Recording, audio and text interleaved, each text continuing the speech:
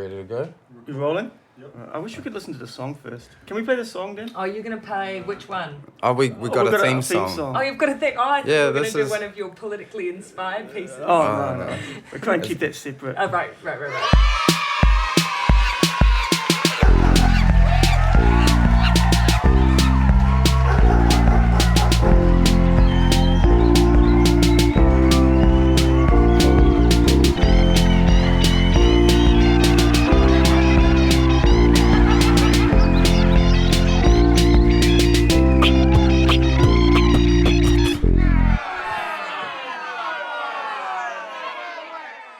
Welcome to How Not to Be an Asshole. I don't know which episode this is. We never know because we never know what order we're going to put it out in. It's a well-oiled machine, though. Yeah, remember we have to introduce ourselves. I'm Todd Williams, aka Louis Nux. Dom hates introing himself. I don't know I'm why. Dominic, not Dom. Name's Dominic. Okay. And, Ooh. I'm glad we've cleared all of these things up. Yeah. yeah, and And this is Dan. Hi, again. It's Dan Morby. two people this week, Dan, asked about you. They called you Enigma, and they said that you need your own mic, but... They want to know more. Can't afford it. Well, I didn't say we couldn't afford it. I tried to act like it was on purpose that we only had 3 mics. Hey, you got a secret you want to let out the bag just to give the listeners a little more insight into your... I'll think of something. Okay, cool. We'll get back to that later. Once again, we have to thank Leon Taylor for doing our design. We're going to thank them every time. Why not? It takes like 5 seconds. You're Alright. so ungrateful. Cameron Robertson for doing the photos. And This is just shit I normally skip over when I listen to a podcast. I hate to think of people. yeah, don't worry. Yeah. All right. And you ungrateful bastard, and what's his name? Matt Short. Matt Short for doing the theme music. That we're not allowed to listen to. Okay, yeah. We're pretty excited about our guest today. Do you want to do the intro? Do I have to do it? Yeah. Is that your enthusiastic face? Yeah. Show me some spirit fingers. Sorry. It's Monday. Okay. Our guest is a New Zealand politician and member of the Labour Party Shadow Cabinet. What is a Shadow Cabinet? That basically means the sneaky. not in charge version of the government. Okay. Yep. So their ministers are the ones that run the show, and then every one of them has an opposite number in Labour. So, yeah. So It Shadow sounds Cabinet quite means- sinister. That brings me to a good question, but we got to finish the intro Alright. first, eh? Hold that thought, Todd. All right. She joined the Labour Party at a young age and in 2008 became the youngest list MP in Parliament. My phone just turned off. Labour MP for Auckland Central and has been gracious enough to come on our Sorry Excuse for podcast. That's what I wrote last night. Yay. Jacinda Ardern. Ardern or Ardern? I get lots of variation. My nana would say Ardern. All right. Yeah. Let's go with what Well, Nana okay. says. You don't want to upset Nana. She's probably listening too. She's probably... If you broadcast in heaven, then Okay. she's in Sorry. No, don't worry, it's not awkward. It was a very long time ago. Sweet. All good. And if Well, you believe in so- heaven, but it's a whole other podcast. If heaven's real, I'm sure they've got the internet. Yep. Because I'm sure they're listening to this podcast, Ma- broadcasting it. the afterlife's My gonna nana would have. the afterlife's gonna be fucking shit if there's no internet. I don't want a part of it. So What's when this question? so when we first started talking about doing the Don't tap podcast, the table. you were one of the first people we wanted to get on. Like you came up right from the beginning, and then so we discussed it, and then I don't know if you remember, but one night at Golden Dawn, Dom was talking to you. I didn't know it was you, but he was asking if you want to be on the podcast, and I came up behind him and was dry humping him and going, yeah. So I'm really surprised and grateful that you're here because And that's. I'm surprised and grateful that I'm on the opposite side of the table.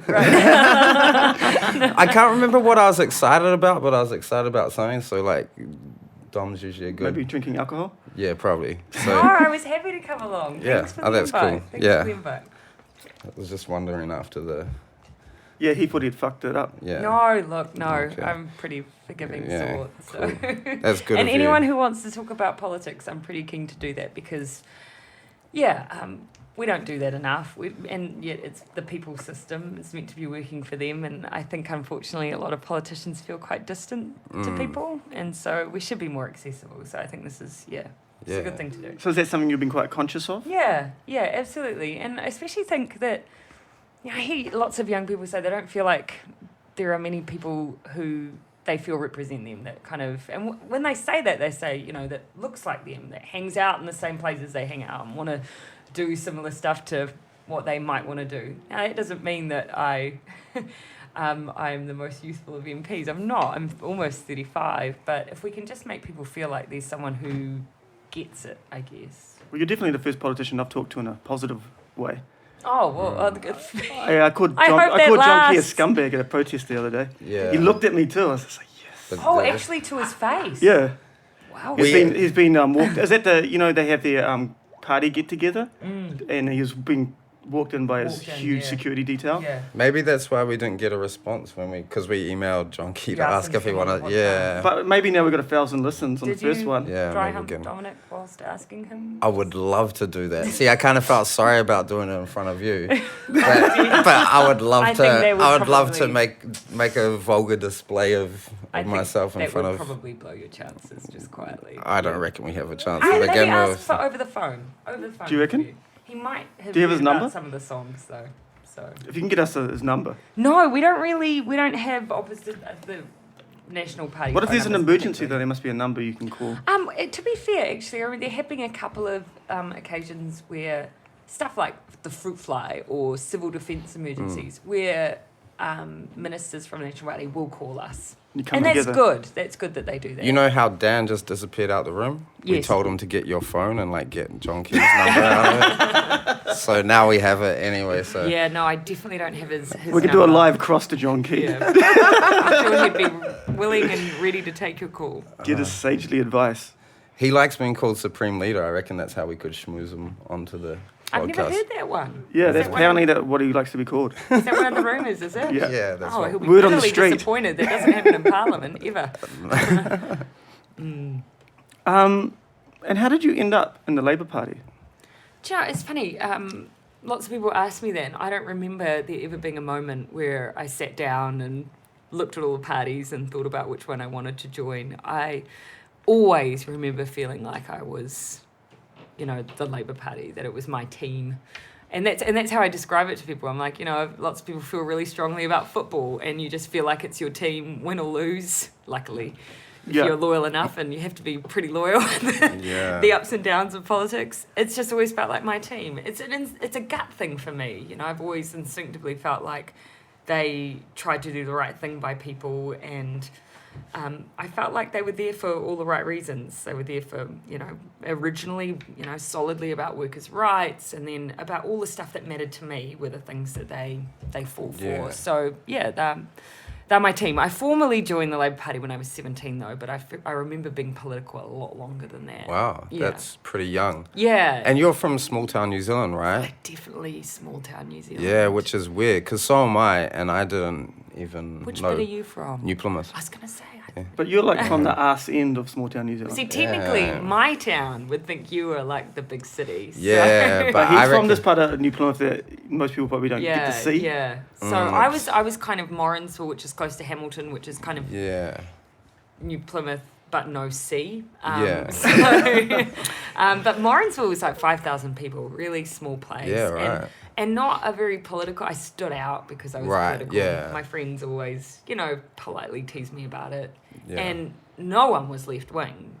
It felt to me anyway. Right. So I was the only lefty in the village. Yeah, I didn't know anyone who was politicized until I moved to Auckland. Yeah. And my dad's a Labour man, and when election rolled around, he'd put balloons around the house, but he Nice. never explained to me why. Right. Like, right.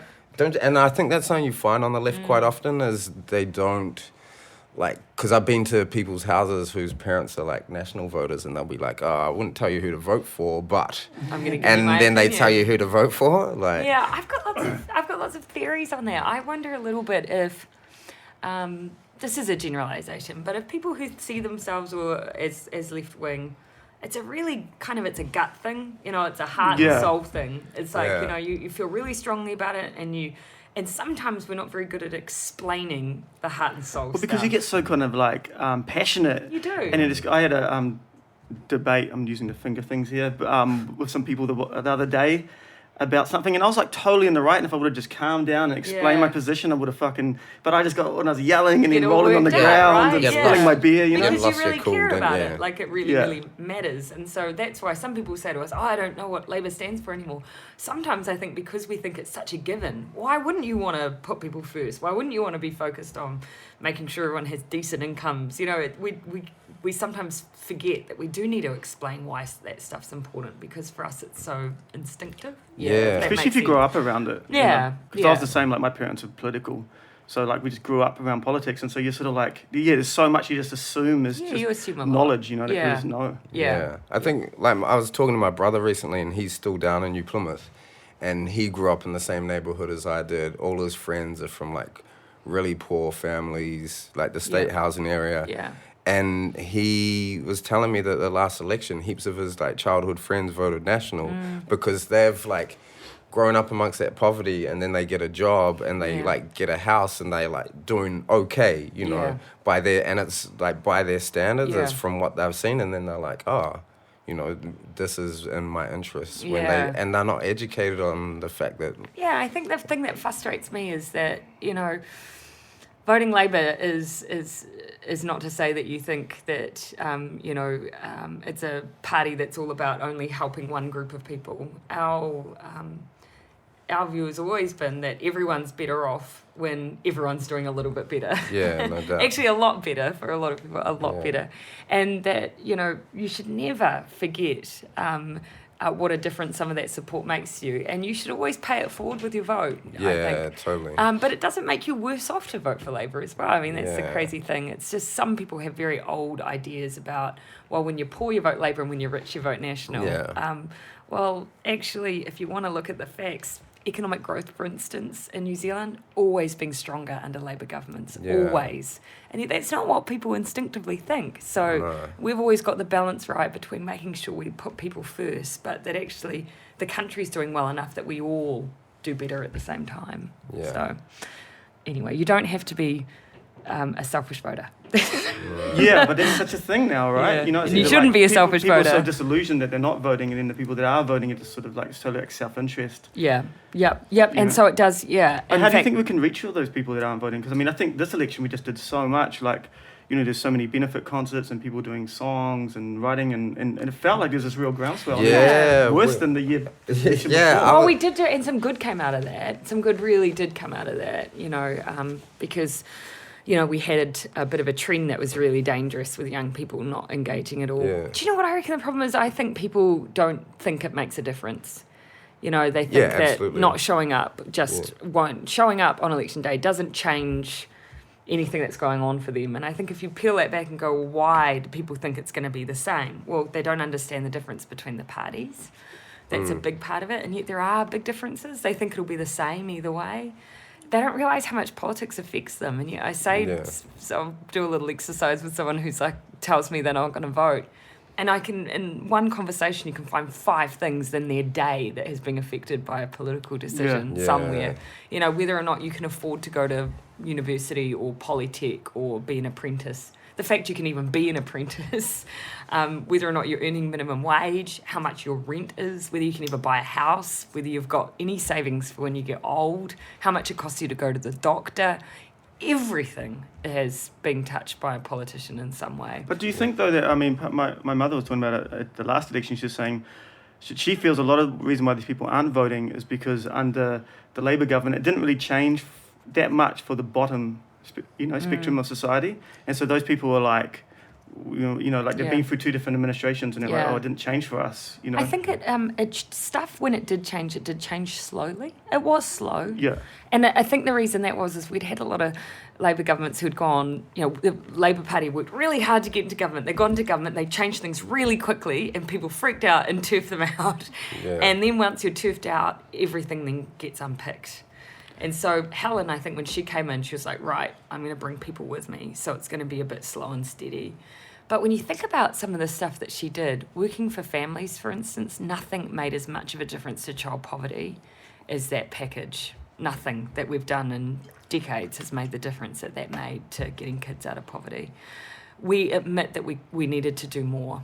Absolutely, but that made a really big dent in it, and even the national government now has to acknowledge that it made a big difference. They admit that? Yep. Sean Key just likes to dismiss anything and everything, well, right? Well, they hated working for families because working for families was basically was a set of tax credits. It meant that families who were poor basically paid, in some cases, no tax at all, the way it worked.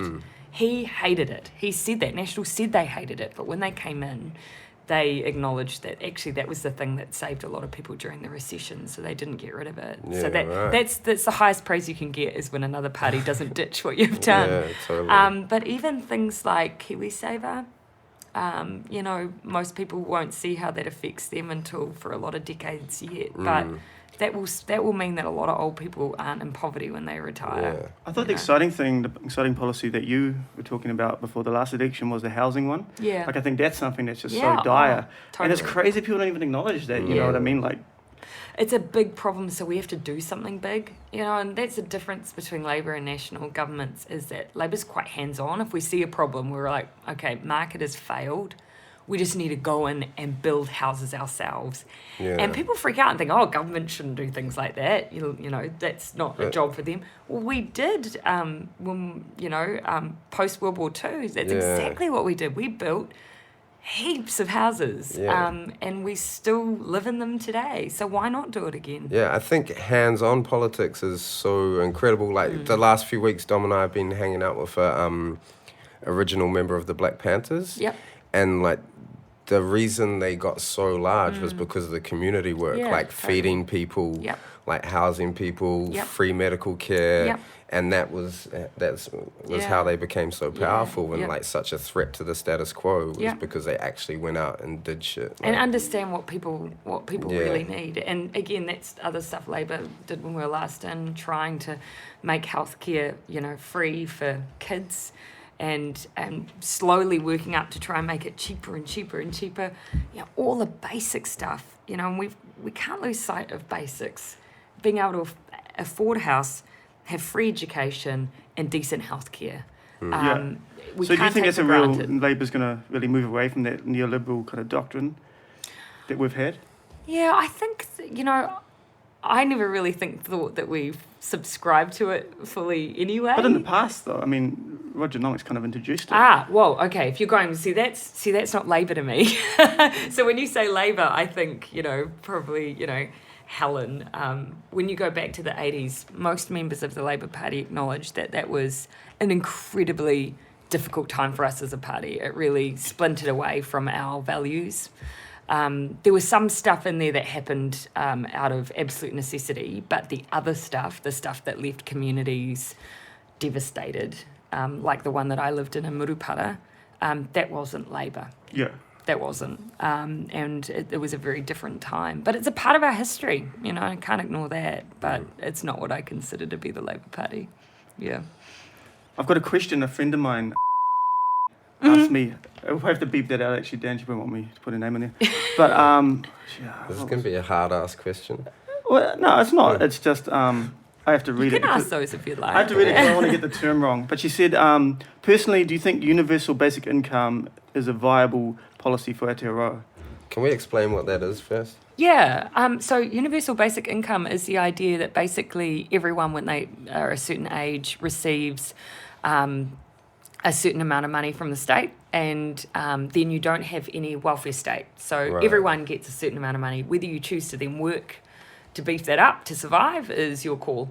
Does a country have that? Or someone almost got it? Like, I'm sure some Western European country is... Well, here, Gareth Morgan's been talking about a universal income. He wrote a book called The Big Kahuna, which was about this idea.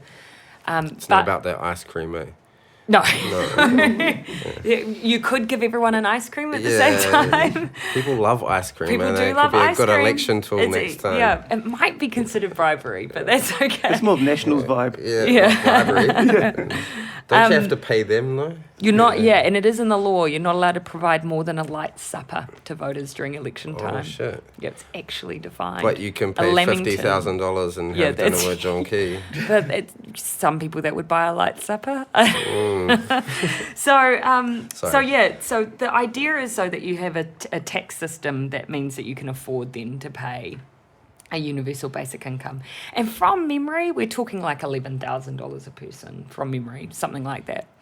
I think some of the issues, I think it's a really interesting idea, but some of the issues with it include if you are unwell or disabled or, for instance, or a sole parent, can you survive on that amount of money? So it's below minimum wage. Yeah. And you couldn't.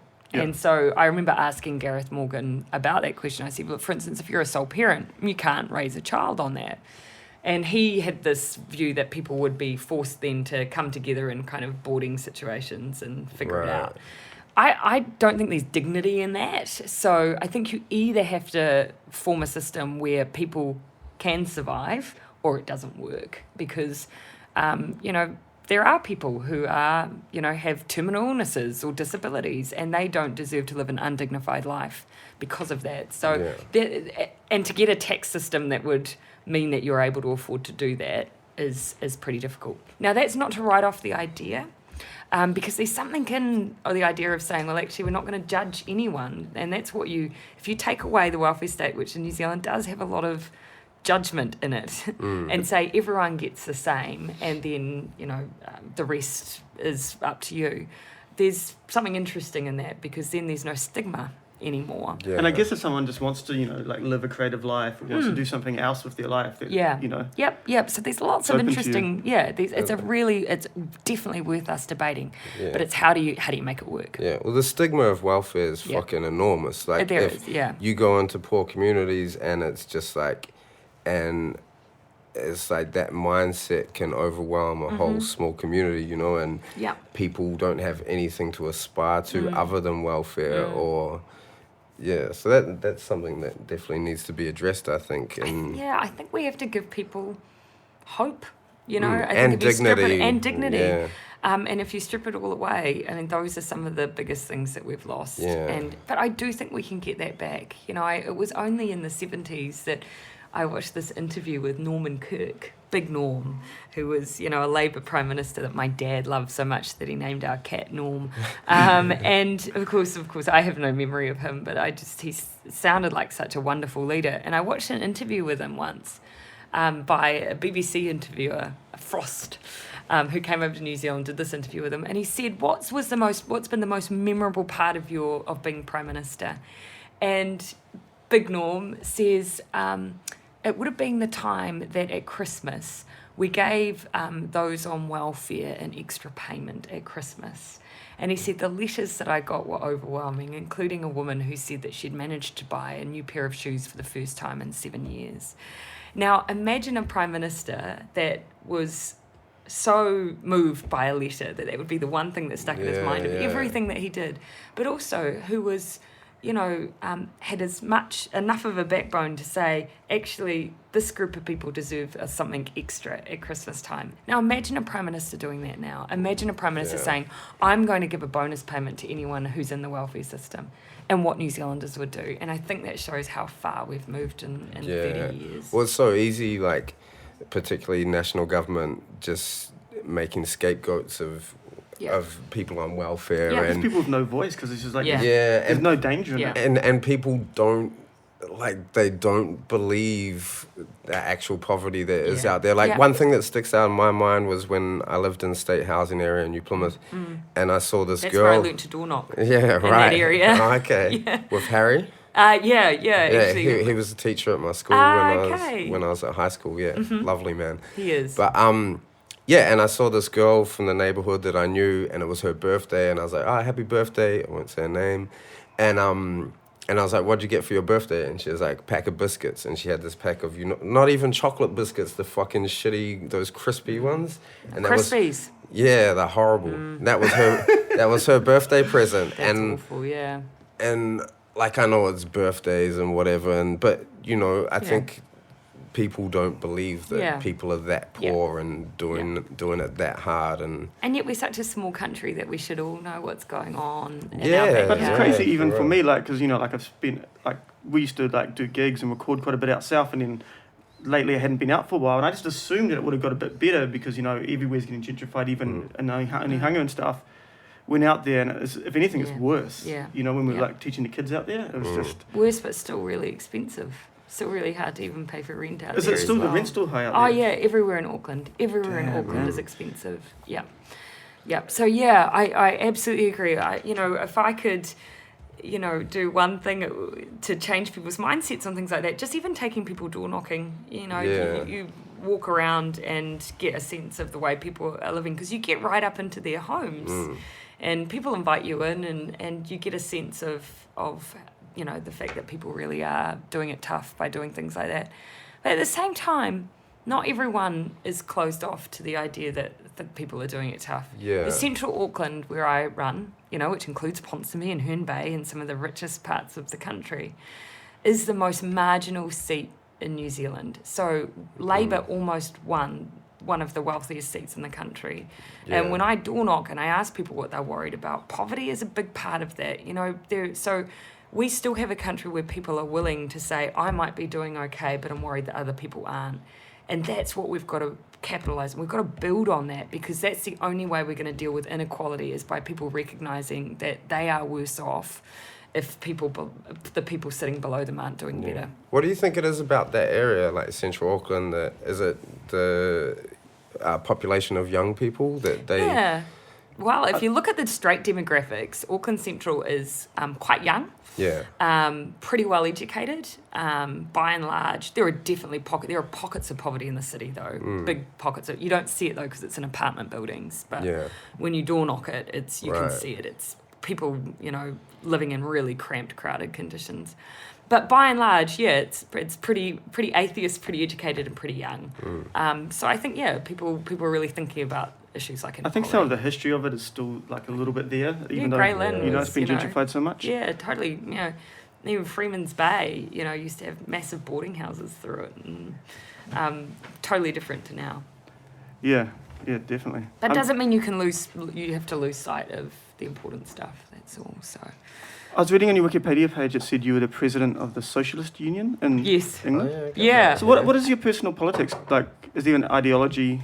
I've got my own. Are you allowed to say? Yeah, absolutely. So I was the president of the International Union of Socialist Youth. So when I came back to New Zealand, At what age was that? I was in my early 20s. Yeah. Can I have one too, Dan? So just water's going around for the listeners.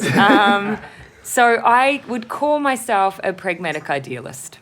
Okay. Yeah. I definitely, I'm obviously left wing. I'm at heart an idealist, but because I'm small town, I'm pragmatic about how you get things done and how long it can take sometimes. Is how much compromise is involved in as being part of a political party? Like there has to be some for everyone, right? Because it's a mass ideal or whatever, and it's so everyone must have to compromise somewhat to be a part of it, right? I think the biggest compromise you have to make as a party is this is what we want to achieve, but actually to get there you always have to worry about whether or not people are going to vote for it. So if you think that something that you want to do is a bit unpopular, you have to spend a long time convincing people, and that's a gamble. For instance, one of the big things we gambled on back in 2011 was, can we win an election introducing a new tax? We said we want to bring in capital gains tax. And it's crazy to ever campaign on bringing in a new tax, but it was the right thing to do. So we were like, no, we're going to do it. So that was one of those ones where we thought we'd take a gamble because it's the right thing to do, but it's sometimes hard to get people to vote for the right thing to do. Isn't it crazy that... You cut me off and keep going. He's excited about capital gains tax. Isn't it crazy? I am. Isn't it crazy, though, that it's risky to campaign on that, but it's fucking safe to campaign on we're going to kick people off the dole? But it's also, if you look at the countries that are, doing the best economically, they've all got really high taxes. It's like, how can people not put two and two together? In fact, it's only us, Switzerland and Turkey as developed nations that don't have a capital gains tax. So it's still something, that there's lots of debate around, absolutely. So that's the kind of stuff you're compromising. It's, what do we think we can really have a good debate about and bring people with us. That's where you have to make trade-offs sometimes. Do you think ultimately, though, a capitalist system is the best one to sort of achieve some kind of equality? Look, my view, I mean, it's certainly flawed. So is, the democracy is an imperfect thing as well. But I think what we've got to do more of is make the system work for us. Yeah. And that's what we haven't been good at. New Zealand is so small that there's lots of ways we can intervene. There's lots of ways we can go, like housing. just leaving it to the market hasn't worked. So let's jump in there and do something differently. Or, we even had some ideas on how we could keep inflation low without all of the money going to banks, ways that we could keep it in the New Zealand system. So that was one of the things that we called it a variable savings rate. Pretty unique, almost completely unique system. But New Zealand's small enough that we can do that. So I guess my problem is that with the current system is that we don't intervene enough for people and make it work for us. So that's where capitalism falls down, but we can fix that. We can change that. So you believe ultimately you can reform capitalism to make it a fair system? Well, to New Zealand styles. Yeah. But do you not think, though, that some of the other powers would intervene if it sort of got too far to the left, like they do elsewhere?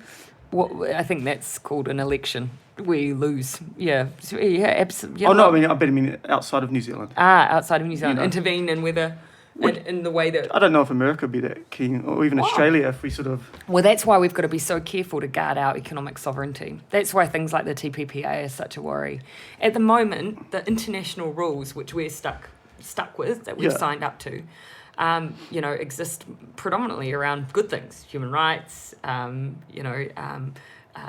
rights for the child, Indigenous rights, and then trade laws and things like that. Now, we've signed up to a set of trade laws, but they still, by and large, allow us to make pretty, sensible decisions for New Zealand. The TPPA is very different because it's not about state to state power. It's about state to corporate power, and that's a dangerous thing. So in a nutshell, do you think you could sum it up for our listeners, what the TPPA is? Because a lot of people don't know. Happy to do that. So New Zealand signs lots of free trade agreements. The reason we do that is it means that when our people export to other countries, they don't get pinged with lots of trade barriers that cost them a lot of money. Now, because New Zealand doesn't have a lot of those barriers anymore, most of our free trade agreements predominantly just benefit us because we already, in the 80s, became pretty open. So, for instance, when we signed up to a free trade agreement with China, Labour was the one that did that. And we wanted to make sure that we'd get the most out of it. So when we were negotiating that agreement, and most of the negotiations do happen behind closed doors, we brought in Council of Trade Unions and we brought in groups like Greenpeace and we involved them. We let them know what was going on with the negotiations. So we brought in civil society into that chat and negotiated a deal that's ended up being really beneficial to New Zealand exporters. The difference with the Trans-Pacific Partnership Agreement is it's not just New Zealand and, say, one country. It's a multi-country agreement. And it includes in there some rules that don't just apply to countries, but would apply to, that would give rights to corporates. And so a lot of people are concerned, for instance, that if we sign this agreement, would we still be able to make a decision that was good for New Zealand that might have an impact on a corporate entity? Like, for instance, we want plain packaging on cigarettes.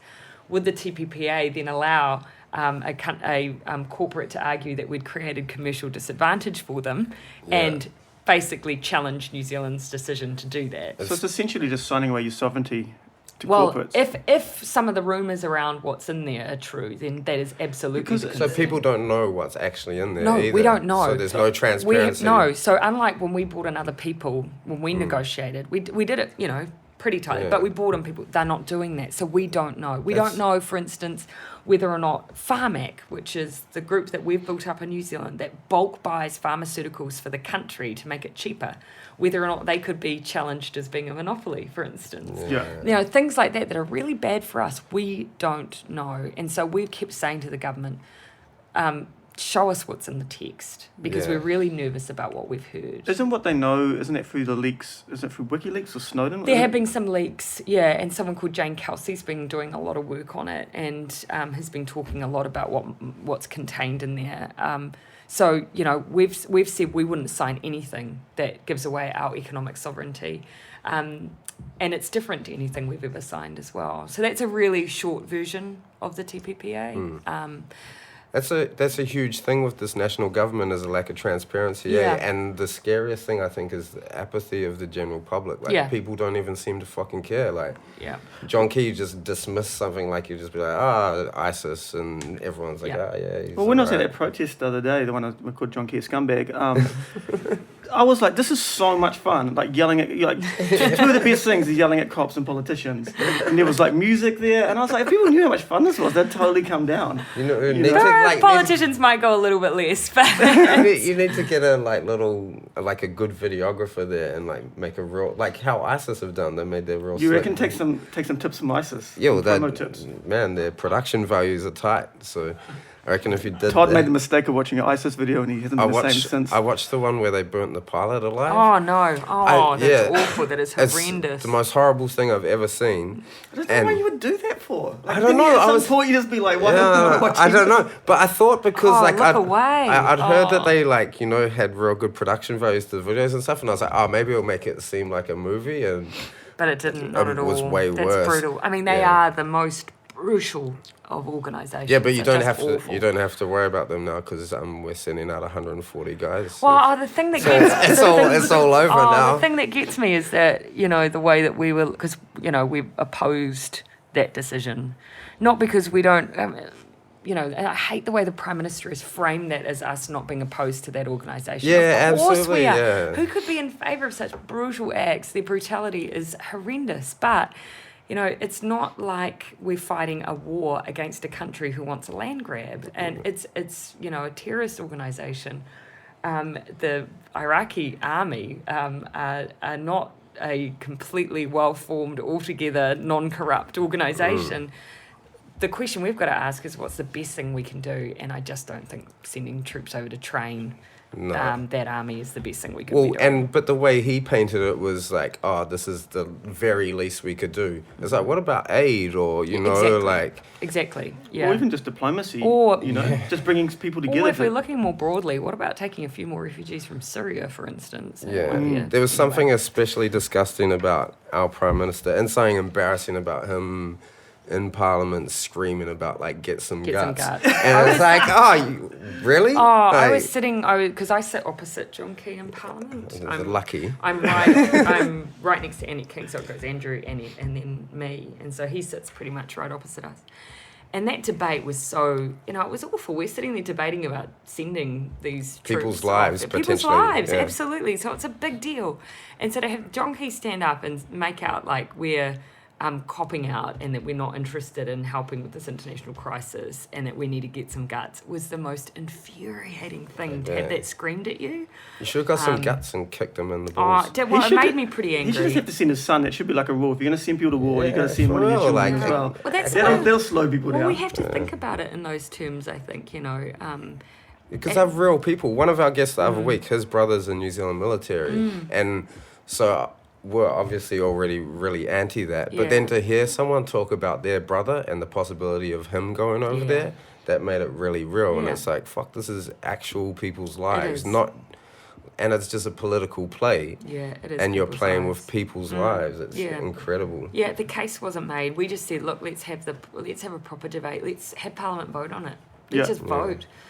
And they wouldn't even let us vote. Yeah. So how come they're allowed to do that? Is it just have they changed something or has it always been that way? we get to well, yeah. I mean, because we put votes when we made those decisions. We put votes, and it at least means that you have a conversation with the other parties. Yeah. And you talk about why you're doing it, and you at least it forces you to have a bit more of a conversation. But there's Parliament votes when there are legal changes, when you're voting on a budget for the country, when there are certain things we vote on. Policy decisions, we don't have to have votes on that, but it would have been the right thing to do. Definitely. Yeah.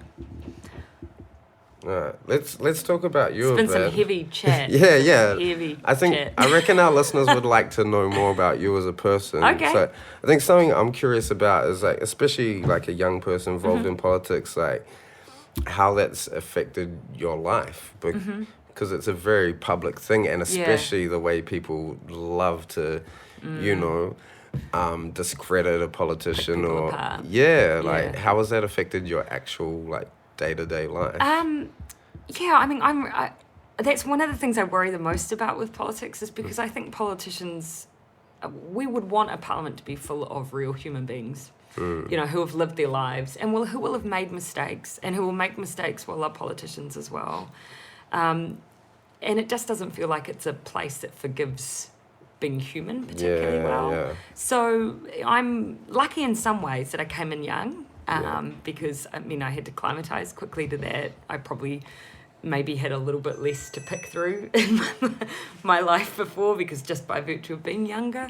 But I was raised Mormon. That probably meant that my life was a bit more tame in the beginning, early years, Right. until I left.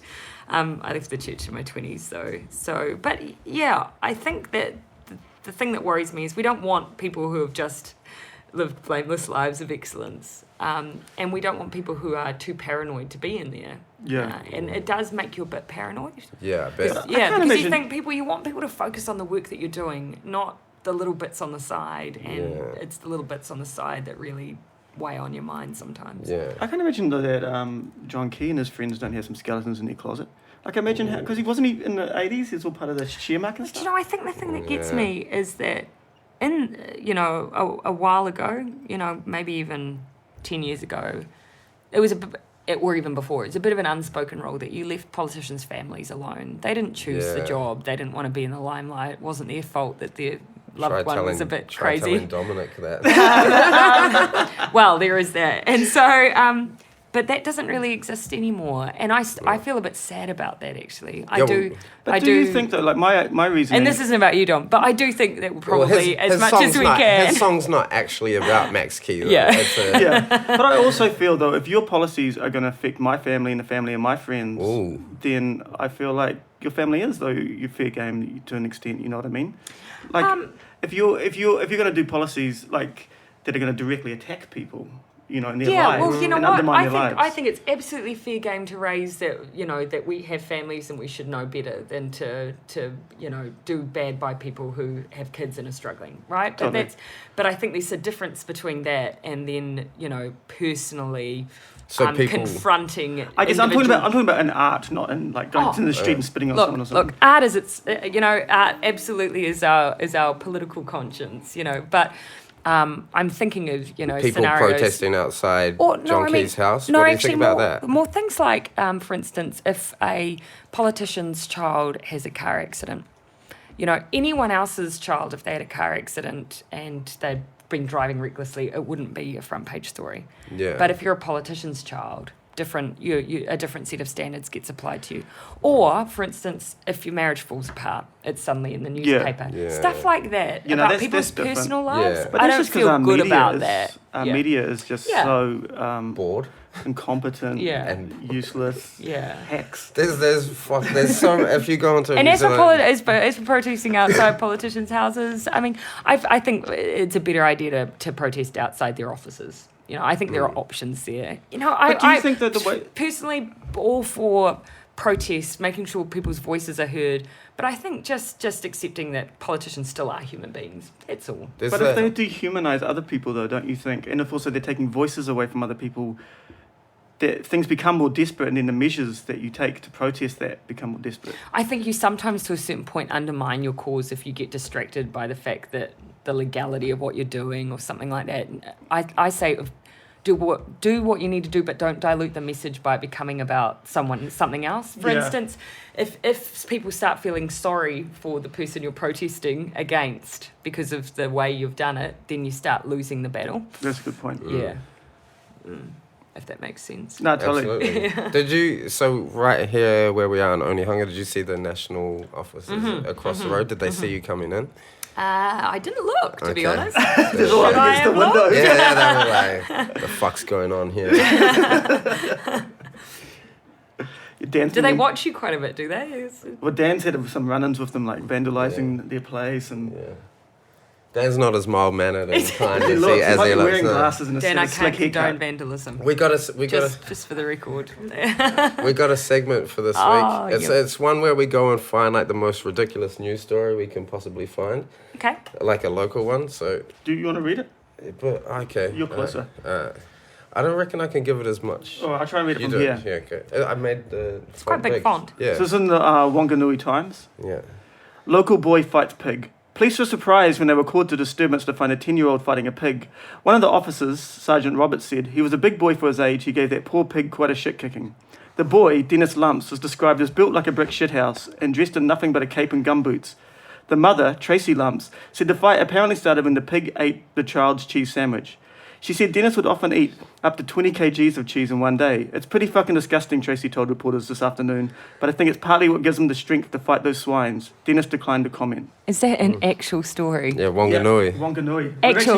Is that not? Our next guest. It is, I don't think it's physically possible to eat that much cheese in a day. Oh, Well, she's tell, probably exaggerating. tell young Dennis that. Yeah. There's quite a lot of profanity in that. Wanganui's a rough place. Yeah, man. You've been down there lately? Probably last year. Aren't you from Wanganui, Sam? No. Whangarei.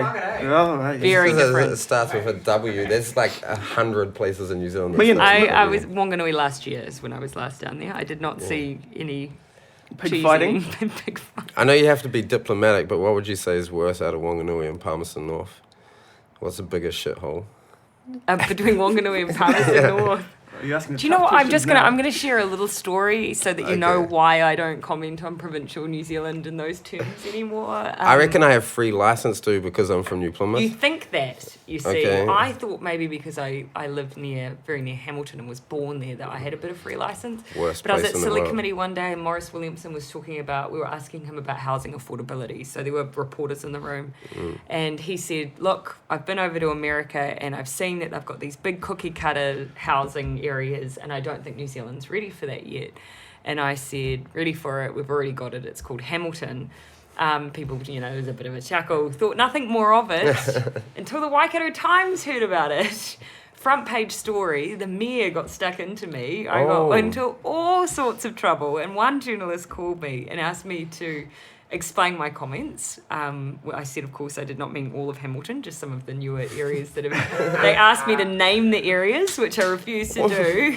And so colleagues started suggesting that I just start saying that it wasn't as bad as other towns. And I thought, well, that was just going to dig the hole deeper for myself. So I chose not to do that. You So just- even though it was my place of birth, I got in lots of trouble. So... You just got to choose somewhere with the smallest population. Oh, at least it's not as bad as fucking whatever it's called. Cool. And make up a I town actually that no don't one's ever mind heard Yeah, of. yeah. Make up a So place. I don't think I'm going to answer that question for my own safety because That's all these right, things go yeah. badly wrong. See, that must be the hardest thing about your job, though, is you have to be so diplomatic all the time. Yeah, we'd be terrible at that job, eh? We'd like Yeah, I wonder what New Zealand would be like if everyone felt like they had to be diplomatic all the time. Would be like the English. Yeah. Stop touching that. I'm touching my microphone. The, Yeah. The small so, town thing got you all agitated, eh? Yeah, I just got You actually nervous. wanted to throw the I got mic into really- the wall no, and I- say, fuck Hamilton. No, actually, I just got nervous. That's what it Okay. was. Sweet. Oh, shit. I had How are we some- doing for time, Dan? 50. Alright, 50? there we So go. 5 more minutes? It's up to you. All right. It's going Have you got 5 more minutes? Sure thing. All right. Have you got any more questions, Todd? No, Before we because start- I need to... Can I have a whiskey? Yeah. Please. All right. I'll have a look. Thank I've you. got some more questions down. I think we've gone For through the all of them then. listeners, I'm not drinking the whiskey. Yeah, Jacinda's not drinking for the record. Oh, yeah. Are you allowed... What do you think of Nikki Kaye? Are you allowed to comment or you... Oh, but Who would win out of a This is fight? an honest statement. I think, obviously I have a big problem with a lot of politicians' politics. I don't agree with what they think. But you have to, when you do the job, you have to have a begrudging respect for other people that do the job because it's hard, and no matter what side you're on, it's still a hard job to do. So, yeah, we disagree on lots of issues. Like feeding poor people. But I do... like feed the kids, but I do think that she does work hard. She works in the same area as me, so I know that about her. Yeah. But otherwise, I don't really know her. It's hard to get to know someone that you run against because immediately you're in this competition. I went to this debate at the university and it was socialism versus capitalism. And the socialist team were pretty terrible as well. But she was on the capitalist team and she was just... You could tell that she just kind of like didn't really understand that it was it's just one system and there can be other systems. And her argument... I mean, actually everyone's argument was pretty terrible. But yeah, I actually felt sorry for her. My friend went up to her afterwards. That's what happens with socialism. Richie, I went the up to her debate- afterwards and gave her a hug Did he? because she looked so like... Do you reckon lost. that's why the socialist debate team sucks? Because they're giving everyone a chance? Just too polite. Yeah. Yeah. No, they weren't that polite. I just say it's funny. It's funny when you talk capitalism versus socialism. Whenever we talk in those terms, people I think switch off a little bit. I mean, that's why before when we were talking about capitalism, for me, it's about just doing things that work our way for people, which actually is democratic socialism. Yeah. Right? But as soon as you use language like that, having been president of the Socialist Youth, and knowing that in New Zealand people freak out at the word socialism. It's weird though, eh? Actually, you're right. It's totally just a political system, but people freak out about it. So that's why talking about ideas and the way that we need to change the system in a New Zealand context, it's a lot easier, I think, than using, which is sad. It's probably because we don't talk about it enough in our schools for people to see it's not a dirty term. It's definitely an education thing. Yeah, it is. And also the Nazis fucked that term up for everyone. National socialism. Well, and in Europe, countries, use terms, their parties are called socialist parties, democratic socialist parties, and yet we don't use that language here. Yeah. So that's why I guess I talk about I talk about it in different terms. Is it the same for feminist politics? I think that has been hijacked, and yet we still need feminists because the feminist movement's about equality. How can you disagree with that? Yeah, absolutely. It seems much stronger now, though, the feminist movement, than 10 years ago. I know it's obviously, maybe it was stronger 10 years before that again, but, it's actually in the media now and people are talking about it. And I'd like to think so, and yet then I'll be in a room and I'll ask the young woman in front of me, do you consider yourself feminists?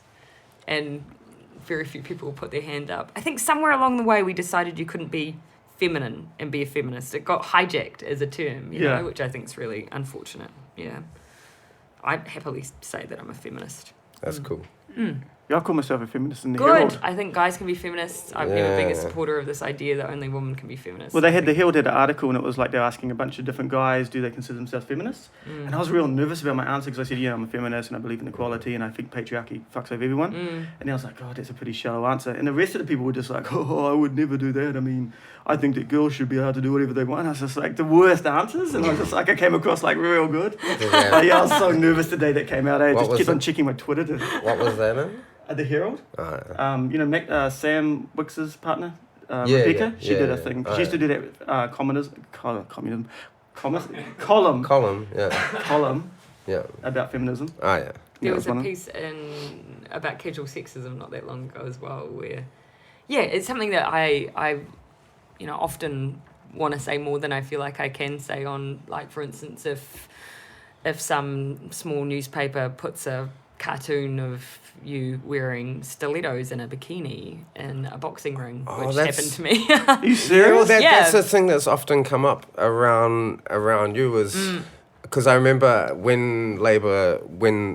after the last election, I know a lot of people were saying people were talking about you being the new leader of the Labour Party, and there was like, I don't know if you must have heard some of it, but people were talking about it, and then people were saying she's too young and she's attractive, and these are reasons why you couldn't lead a party, and when it comes to men, there's no way that even factors into they're all a bunch of ugly bastards anyway. Well, there's lots of things that just you do get a different set of criteria, I think, and the thing that I struggle with a little bit is how much do you really publicly rally against that, or how much, if you do that, do you then risk being labelled as being, humorless or feminazi, and so always trying to get that balance between calling out behaviour that's really bad when it happens, but doing it in a way that doesn't then behind the come scenes back at you. It's really hard to get that balance. Because politics is just another thing that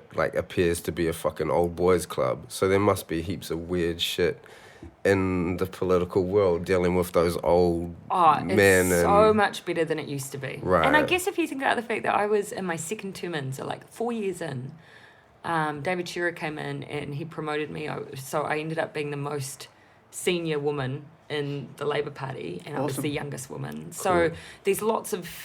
It is far better than it used to be. And there's a lot of women who have done a lot, had a lot harder time, but there's still more we can do. But if I do this exercise with classrooms sometimes, if I said to you, what words do you think of when I say politician? What do you think of? Old white guy. And what else? What kind of characteristics do you think of? Lying. No offense. maybe some dispassionate descriptors. Somewhat. Dispassionate descriptors, lots of time people will say to me assertive, like bold, confident, outspoken, stuff, probably egos as well. Yeah.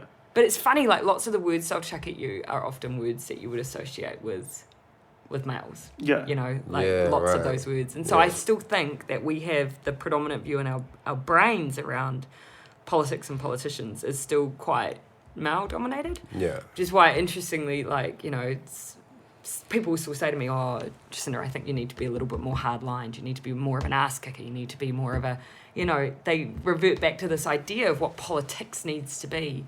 Whereas I think we just need to change that view. But maybe you're the person to do it then, because if you guys get elected and then you're there and you're not playing into that role, that's going to really influence I think that next generation of people. Yeah, I think if we all start being more mindful of that, we can change the system a bit, and how else, and this comes back to the thing we were talking about in the very beginning, if we want people to be engaged and feel like politics matters and that they want to vote, I think we have to at the same time try and be people they want to respect as well. Yeah, definitely. Yeah. I mean, in a small way, that's why that's why we started the podcast, because in a small way to try and get that kind of discussion out there, because it's just not, what I mean? And when we're not talking about Willie Moon getting hit with 2x4. We're not talking about fighting and dogs and stuff. Yeah. Oh, and poor old Dennis from Wanganui. Dennis? Oh, fucking Dennis Dennis, yeah. Yeah. The cheese eater. 20 kgs. He's Dennis alone is keeping the New Zealand dairy industry alive. So seriously, Ontario should find this guy. Yeah. He's doing them a service. They should put him on there. We get The SPCA probably wouldn't mind finding him as well. Yeah, my mum, I sent that to my mum and she said, poor pig. That's what she texts back. It's like, poor pig. Dominic's mother loves animals more than she loves her own children. Well, not me. Just one of my sisters. The other ones, yeah. Likes you the best. Then so it's you. Don't look so animals, surprised, Jacinda. I know. Quizzical. So it's you, animals, and then your sisters. Yeah, well, she has like a notice board, and so sometimes you go around and there'll be like heaps of pictures of me and then only a few of my sisters, and sometimes you go around and it'll just be like one dog taking up the whole thing, and so that's how you know who's popular. This is a thing in my family. When I'd lived in Australia for quite a while, and I came home and I stayed with my dad for a while. And I went into his office, because that's where I was staying. He has like a little outdoor office thing. Went in there, and there was heaps of pictures of my brother and his wife, and then like one picture of my sister, and then none of my sister, my other brother, or I. And I was like, isn't there a picture of me in here, Dad? And he's like, well, you got to send me one. I was like, so my brother and sister just send him photos, and he's like, I feel up, so... Well, he's got a good point. Yeah, that's how it works with my dad. You just got to give him my mum picture. It's not about love, it's just laziness. Yeah, there's no way he's my mum do prints it. them out and then puts them on the That's notice loving. board. That's how you know well, not if you're not on the notice board. No, not if it's just fucking fat Labrador. I guess that's darker than if you're not on Tell your sisters to get animal onesies. Oh, I mean, sometimes my sisters move up. Into it. Cool, should we wrap it up? Yeah, what's the time on that, Dan? 58. Cool. Yeah, that's heaps. That's bang on point once you put the song in. It's going to be beautiful. Thank you so much. Hey, it's been awesome to talk to you guys. That was really cool. Thank you very much. Sorry if it got a bit heavy in places. No, it's good. No, that was really good. Like I say, that's kind of why we started doing it. Yeah. Cool. Awesome. Hopefully we'll get you back in, like after you win the seat, or maybe before. Anytime. Yeah, I'll come in election. anytime. Yeah, next time though. Let's do it in the evening and then I can have a whiskey with you. Alright, cool. Yeah. We like whiskey. Yeah. It's up there. It was one of my faves.